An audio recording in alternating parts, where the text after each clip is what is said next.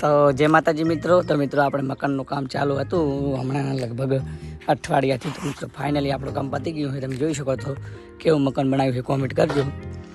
આ ઓરડી છે અને આ છે ઓસરી એટલે ઢાળીઓની. મિત્રો હવે મકાન ઢાંકવાનું બાકી છે. તો તમે જોઈ શકો છો એ આવી રીતનું બનાવ્યું છે મકાન. આવી બારી મૂકી છે અને આ છે ઓસરી મિત્રો રૂમ. તો રૂમ પણ તમને અંદરથી બતાવી દઉં મિત્રો. જો તમે આવી ટાઈપનો રૂમ છે. આ રૂમ છે. આ રૂમને પણ બારી મૂકી છે.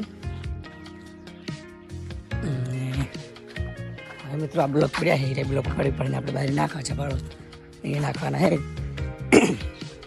અને આ નળિયા પડ્યા છે મિત્રો. નળિયા ધોવાના છે આપણે. તો કોઈ ફ્રી હોય તો મદદ કરાવવા આવો મને નળિયા ધોરાવા, જેથી કરીને નળિયા ધોઈ નાખવા ભાડો. પલાળવા મૂક્યા છે, પલાળી નળિયા ધોવાના છે અને ધોઈ નળિયાને આના ઉપર ચડાવવાના છે. તો કોઈ પણ ફ્રી હોય મદદ કરાવી તો આવી શકો છો તમને. જો આપણા હાલ થઈ જાય કેવા હમણાં અઠવાડિયાથી કામ ચાલુ હોય એટલે હાલ આપણા થઈ જાય.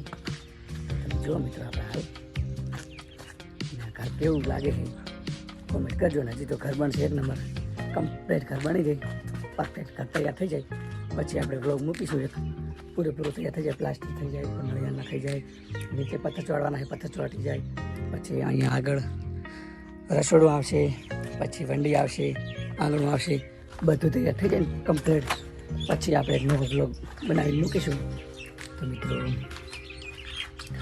અને હા, મારા બ્લોગ તમને કેવા લાગે છે કોમેન્ટ કરજો અને વિડીયો શેર કરજો અને ફૂલ સપોર્ટ કરજો. તમારા સપોર્ટ કરજો કંઈ નહીં મિત્રો, સપોર્ટ કરતા રહેજો. અને અત્યારે બસ આ બ્લોક પીડી ઉપાડવાનું ચાલુ છે. પાડી ભાડો અહીંયા આગળ નાખવાના છે, જેથી કરીને એટલે ભરતી કરવાની છે એટલે ભરતી થઈ જાય. તો આ બ્લોગમાં આટલું બસ. ચલો મળીએ બીજા આવા એક દેશી મારા નવા બ્લોગમાં. બધાને જય માતાજી.